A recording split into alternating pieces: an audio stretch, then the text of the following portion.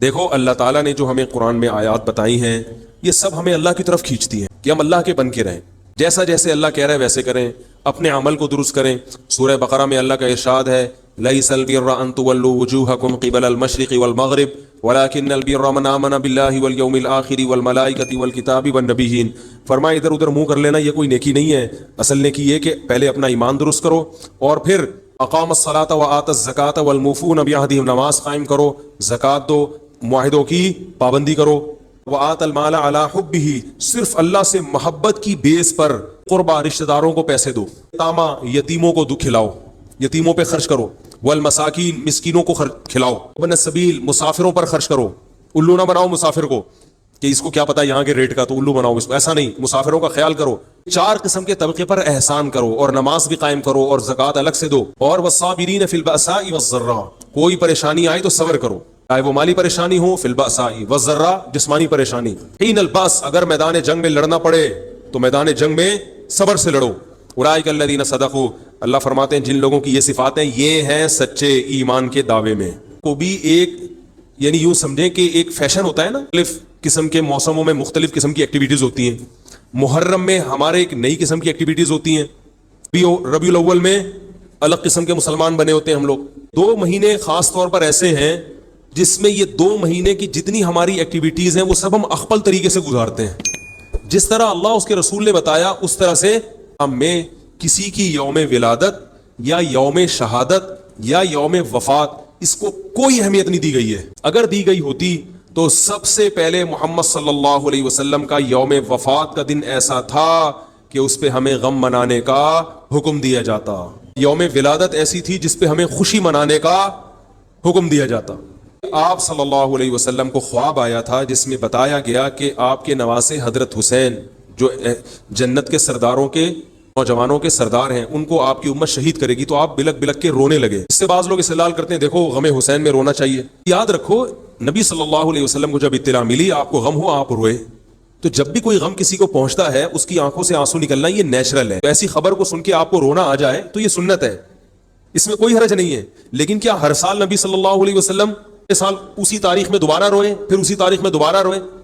بھائی جب غم کی خبر ملی تو روئے آپ صلی اللہ علیہ وسلم۔ جعفر طیار آپ کے چچا زاد بھائی، ان کی شہادت کی آپ کو اطلاع ملی تو بھی آپ کی آنکھوں سے آنسو جاری ہوئے، تو کیا اب حضرت جعفر کے غم میں رونا بھی سنت ہوگا؟ اگر آپ صلی اللہ علیہ وسلم حضرت عثمان کے دور میں زندہ ہوتے اور اس طرح بے دردی سے حضرت عثمان کو شہید کیا جاتا تو کیا آپ نہ روتے؟ حضرت عثمان کی یوم شہادت پہ رونا بھی کیا ہے؟ حضرت عثمان کی شہادت کی نبی کو اطلاع ملی تھی، وہ جھوٹی افواہ تھی۔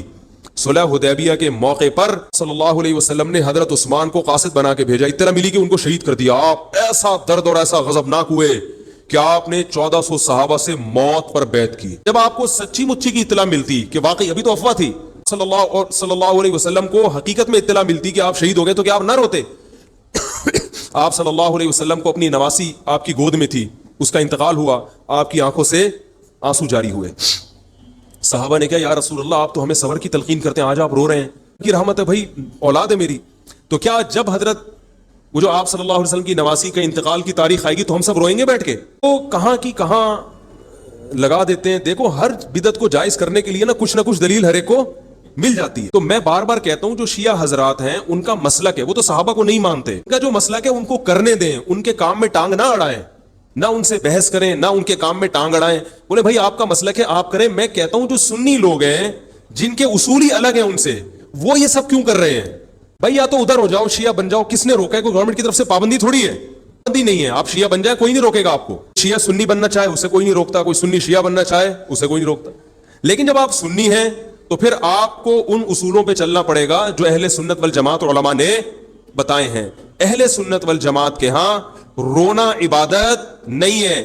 ہاں آپ نے کسی دن کربلا کا واقعہ سنا، چاہے محرم میں سنا، ربیع الاول میں سنا، حضرت حسین رضی اللہ تعالیٰ عنہ کی ایک جو دردناک شہادت کا واقعہ آپ نے سنا، آپ کو رونا آ گیا، تو یہ عین ایمان کی علامت۔ میرے بیان اب ویڈیو ریکارڈ ہوتے ہیں، پہلے ریکارڈ نہیں ہوتے تھے، آڈیو چلتے تھے، تو میں نے 2 دفعہ یعنی زندگی میں پہلی دفعہ جب یہ واقعہ بیان سنا، بیان کے دوران میں بھی رو رہا تھا اور سننے والے بھی رو رہے تھے، نیچرلی آ گیا رونا۔ پھر دوبارہ میں نے یہ واقعہ بیان کیا، مجھے بھی رونا آ گیا اور سننے والوں کو بھی آ گیا، یہ نیچرلی جو آ گیا لیے بیٹھوں کہ میں روں۔ آج میں پروگرام ہے باقاعدہ، محرم کا واقعہ میں اگر ربیع الاول میں بیان کروں گا تو رونا آ گیا مجھے۔ تو جو خود سے کسی کا واقعہ سن کے رونا آ جائے اس میں پابندی نہیں ہے، بلکہ اہل بیت سے محبت کی علامت ہے. لیکن یہ واقعہ جب ہم نے بیان کیا حضرت حسین کا تو مجھے رونا آیا. بالکل اسی طرح رونا جب حضرت عثمان کا واقعہ بیان کیا تو ان پر بھی ہوا تھا, کوئی کم تھوڑی ہوا تھا. بلکہ مجھے یاد ہے جب میں نے پہلی دفعہ نبی صلی اللہ علیہ وسلم کی سیرت پڑھی, بالکل چھوٹا بچہ تھا میں اس وقت, میری عمر 9 یا 10 سال ہوگی, اور وہ آپ صلی اللہ علیہ وسلم کی وفات کا واقعہ لکھا تھا. اتنے بچے میں تو اتنی سمجھ نہیں ہوتی, لیکن جب مجھے یاد ہے میں پڑھ رہا تھا تو مسلسل آنکھوں سے آنسو بہ رہے تھے. ایسا دردناک واقعہ نبی صلی اللہ علیہ وسلم کی وفات کا. تو وہ تو کسی کے بھی وفات کی خبر جب ہم سنتے ہیں تو نیچرلی رونا آتا ہے انسان کو. کبھی وہ انسان کوشش تو برداشت کرنی چاہیے, لیکن اب ہمارے ہاں واقعات سنا کے باقاعدہ رونے کے پروگرام ہوتے ہیں.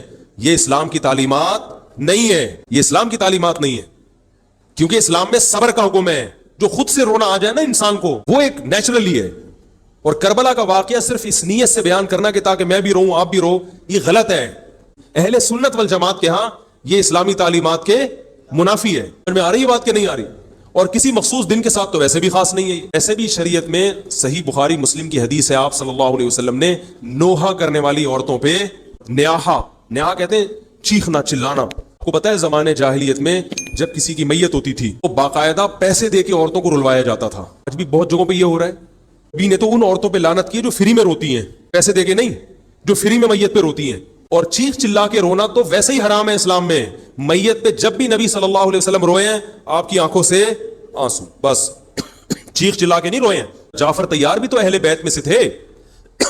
جب شہید ہوتے ہیں کہ 4 جوان بیویاں بیوہ ہوتے ہیں, چھوٹے چھوٹے بچے یتیم ہو جاتے ہیں, تو ان کی بیویاں جب روتی ہیں تو گھر سے باہر آواز آتی ہے.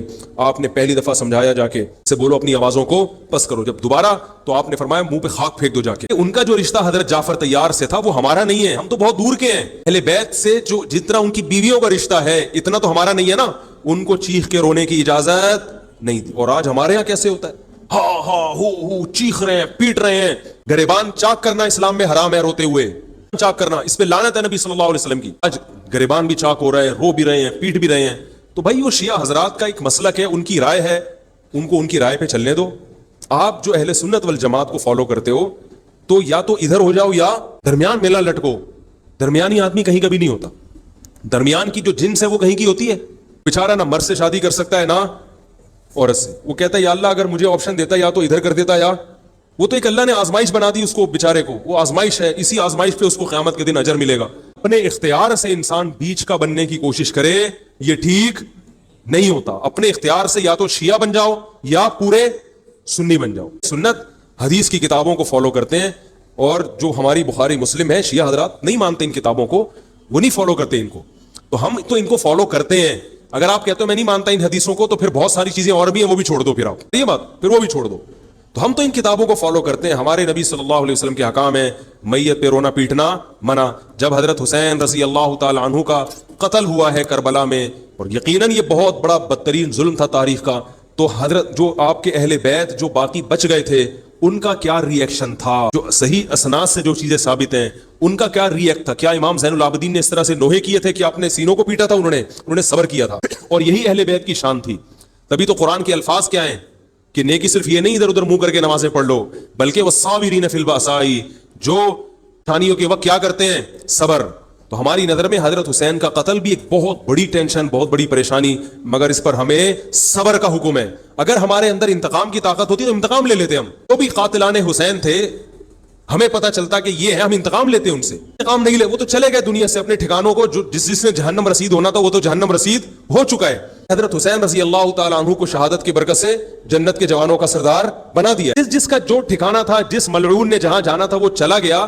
اب قرآن کیا کہہ رہا ہے, تلک امۃ قد خلت. جہاں بھی قرآن ایسے واقعات بیان کرتے ہیں, یہ قوم تھی جو گزر گئی, لہا ما کسبت, جس نے جو کیا اس کا بدلہ ملے گا, ولکم ما کسبتم, تم اب تمہارے اعمال اللہ دیکھے گا. اعمال کا مطلب دیکھے گا جن چیزوں کو اللہ نے حلال کیا تم اس پر عمل کرتے ہو, جن چیزوں کو حرام قرار دیا اس سے بچتے ہو کہ نہیں بچتے, یہ چیزیں دیکھی جائیں گی. محرم کے ایک الگ, ہمیں محرم نبی صلی اللہ علیہ وسلم کی زندگی میں ہمیشہ آیا ہے, اس میں کیا حکام ہے. محرم میں آپ نے نکاح بھی کیا ہے, محرم منحوس نہیں ہے, محرم تو اشہر حرم میں سے ہے, برکت والا مہینہ ہے, اس میں جو کام کیا جائے گا اس میں برکت ہوگی. اس میں شادی بیاہ کریں گے اس میں انشاءاللہ برکت ہوگی, اس میں کوئی اور عبادت کریں گے اس میں برکت. نبی صلی اللہ علیہ وسلم نے محرم کی الگ فضیلت بیان کی کہ اس میں عبادت کا ثواب, محرم کے روزوں کا ثواب عام مہینوں سے زیادہ ہے. یہ سب ہماری شریعت کی تعلیمات ہیں, تو ہمیں ایک طرف ہو جانا چاہیے, ہمیں اسی کو فالو کرنا چاہیے. ہاں یہ وہ دور نہیں ہے کہ آپ دوسروں پہ جا کے انگلیاں اٹھائیں, تم یہ کیوں کر رہے ہو, یہ کیوں, بس چھوڑ دو اس کو, جو جب اس کو سمجھ میں آئے گی تو آ جائے گا, نہیں آئے گی تو 73 فرقے ہیں آپ تھوڑی ختم کرو گے, یہ حضرت عیسیٰ علیہ السلام آ کے ختم کریں گے. تو جو کام عیسیٰ علیہ السلام کا ہے وہ خود کرنے کی کوشش بھائی مت کرو. آپ دیکھو کہ ان میں جو صحیح ہے اس کو فالو کرو, باقی بھائی جیسا کر رہے ہو. ہمارے پاس نہ کوئی پولیس ہے نہ کوئی پاور ہے, پولیس بھی ہوتی تو وہ بھی کچھ نہیں کرتی. ہم اگر پولیس میں ہوتے تو کیا کر لیتے. فساد ہوتا ہے ان چیزوں سے. افغانستان میں جب طالبان کی حکومت تھی, کون سی والی گھڑی صحیح ہے میں تو کیا ٹائم ہو رہا ہے, ابھی بس اذان ہونے والی ہے, ٹھیک ہے بتا. تو کیا کہہ رہا تھا یار, وہاں افغان طالبان کی جب حکومت تھی 5 سال, تو انہوں نے بھی شیعہ کی امام بارگاہ کو ختم نہیں کیا تھا, شیعوں سے سلوک کی تھی, مذاکرات کیے تھے, بھائی ٹھیک ہے آپ اپنی امام بارگاہ کے اندر جو آپ کی ایکٹیویٹیز ہیں آپ وہ کرو. حالانکہ کتنی پاورفل حکومت تھی, اس لیے کہ اتنی بڑی تعداد میں انہوں نے کہا بھائی ہم کیسے پابندی لگائیں, ایک پورا ممکن نہیں ہے ہمارے لیے.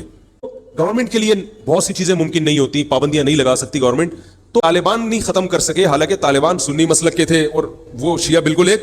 میں نے وہاں امام بارگاہ میں اذانیں بھی سنی ہیں, جو پہ اذان آتی تھی امام بارگاہ سے, نہیں ہے کہ بھائی میں نے یہ کہاں سے آ رہی ہوں, افغانستان سے. میں اس وقت اذان, افغانستان کا چینل اس وقت آتا تھا طالبان کا اردو میں چینل, تو اس میں اذان آ رہی ہوتی تھی شیعہ حضرات کی. عاریت کا یہ طریقہ ختم کرنے کا نہیں ہے کہ آپ جا کے ان کو چھیڑیں تنگ کریں. بھائی یہ بہت عرصے سے چلے آ رہے ہیں, چلتے رہیں گے.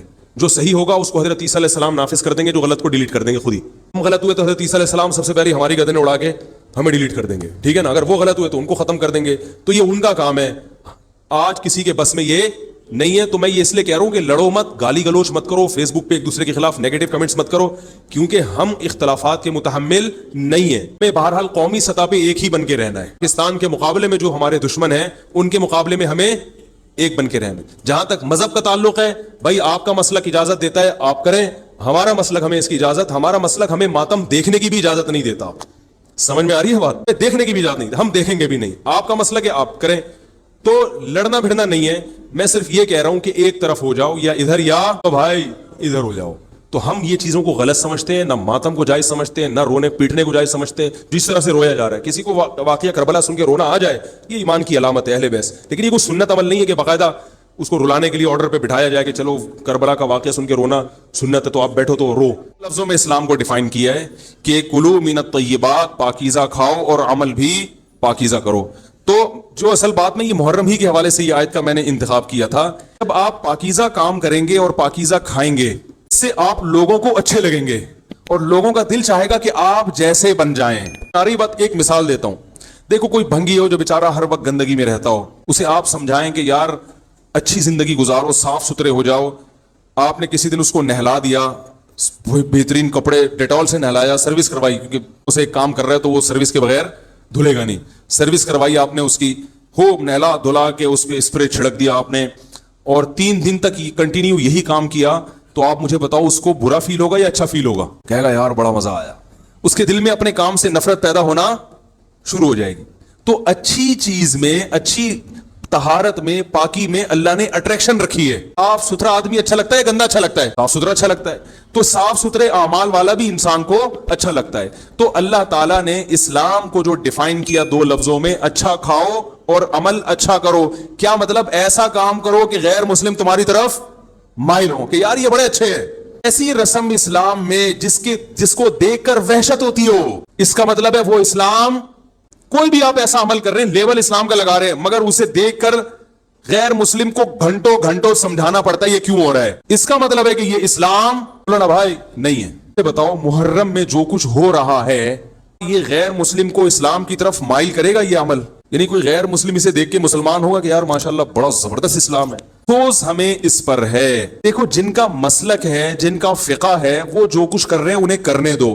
اپنے بارے میں یہ فیصلہ کرو کہ ہم سنی ہیں یا شیعہ ہیں. فرقے شروع سے چلے آ رہے ہیں نا, شیعہ اور سنی, نہ تو ممکن نہیں ہے. تو حضرت عیسیٰ علیہ السلام جب نازل ہوں گے تو تلوار کی زور سے تمام فرقوں کو, جو کام عیسیٰ علیہ السلام کا ہے وہ خود کرنے کی کوشش نہ کرو, جو حضرت مہدی کا کام ہے وہ خود کرنے کی کوشش نہ کرو. ہم کسی فرقے کو ختم نہیں کر سکتے, لیکن ہم اپنے آپ کو ڈیفائن کر سکتے ہیں. ہم یہ بتا سکتے ہیں کہ ہماری رائے میں صحیح. نبی صلی اللہ علیہ وسلم نے فرمایا 73 فرقوں میں سے ایک جنتی ہے, تو یا تو ادھر چلے جاؤ, یا بولتے کیوں نہیں, ابھی نہیں بول رہے تو پھر عمل کیسے کرو گے, یا تو پورے ادھر چلے جاؤ یا پورے. خدا کی قسم اس پر کوئی اشکال نہیں ہوتا کہ شیعہ لوگ ماتم کیوں کر رہے ہیں, شیعہ لوگ یہ سب کچھ کیوں کر رہے ہیں. وہ جو ہے وہ مرثی کیوں پڑھ رہے ہیں؟ مجھے اس پر اشکال نہیں ہوتا، ان کے دلائل ہوں گے ان کے پاس، ان کے علماء ان کو بتاتے ہیں۔ وہ کب کہتے ہیں کہ ہم سنی ہیں، کب کہتے ہیں کہ ہم صحابہ کو حجت سمجھتے ہیں؟ ایک چیز کا انہوں نے دعویٰ ہی نہیں کیا، ان پر وہ کیوں؟ لیکن میں آپ کی بات کر رہا ہوں، ان لوگوں کی بات کر رہا ہوں جو اپنے آپ کو سنی کہتے ہیں۔ تو بھائی پھر سنی ہو تو جو اہل سنت والجماعت کے جو چاروں مکاتب فکر ہیں، حنفی، مالکی، شافعی، حنبلی، اہل سنت کے ہیں نا، ان کی کتابوں میں کہیں بھی اس طرح کی کوئی چیز بولو بھائی نہیں ہے۔ ماتم کرنا اہل سنت کے ہاں جائز، صلی اللہ علیہ وسلم نے میت پر چیخو پکار کرنے کو حرام قرار دیا ہے۔ نوحہ کو جو میت پہ رونا پیٹنا ہوتا ہے، گریبان چاک کرنا، اس عمل پر آپ صلی اللہ علیہ وسلم نے لعنت فرمائی ہے۔ صحیح بخاری صحیح مسلم کی حدیث ہیں۔ حضرت جعفر طیار رضی اللہ تعالی عنہ نبی کے سگے چچا زاد بھائی، میدان جنگ میں شہید ہوئے، 4 بیویاں بیوہ ہوئی ہیں، چھوٹے چھوٹے بچے یتیم ہو گئے۔ آپ نے ان کی بیویوں کو زور سے رونے کی اجازت، اتنا غضبناک ہوئے جب وہ باز نہیں آئے، آپ نے فرمایا ان کے منہ پہ خاک پھینک دو، حالانکہ بیوہ ہوئی ہیں، قابل ترس ہیں، لیکن چیخ کے رونے کی اجازت، حالانکہ وہ تو اہل بیت میں سے تھے۔ حضرت جعفر طیار ظلمن شہید ہوئے تھے۔